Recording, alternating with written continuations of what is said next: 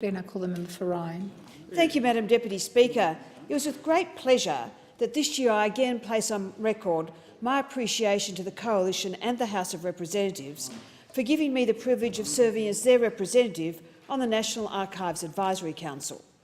My continued tenure on the Council allows me to pursue my contribution in ensuring the essential records of government are secure and remain accessible for future generations.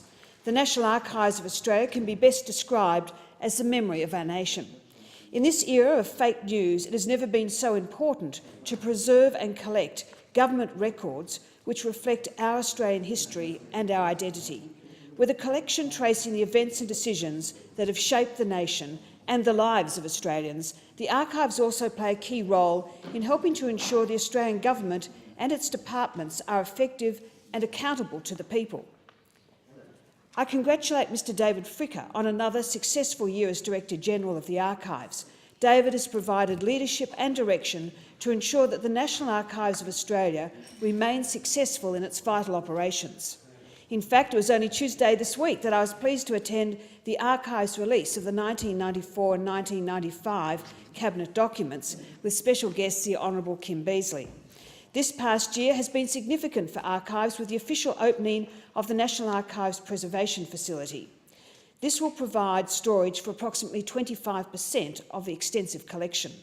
Housing more than 104 kilometres of paper records and more than 9 kilometres of audiovisual records, the facility ensures the preservation of irreplaceable collections. 15 million records were successfully relocated to the facility. The archives continue to maintain significant standing in the international community. Reaching an agreement with the National Archives of Japan, we returned many thousands of company trading records that were seized during World War II. 3,300 boxes of documents created by Japanese companies in Australia between 1899 and 1941 provide an insight into the personal and business lives of Japanese living in Australia at the time.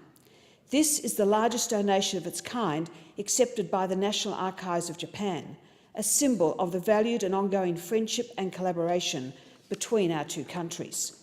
Efforts to grow public interaction with the collection will continue, with significant enhancements to the archive's web presence, along with programs and services that are increasingly delivered online.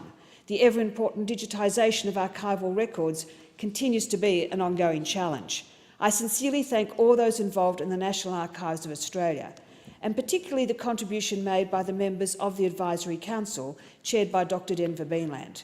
The National Archives of Australia is of paramount importance to ensure Australia's history is retained for future generations. I thank the member for Ryan and I call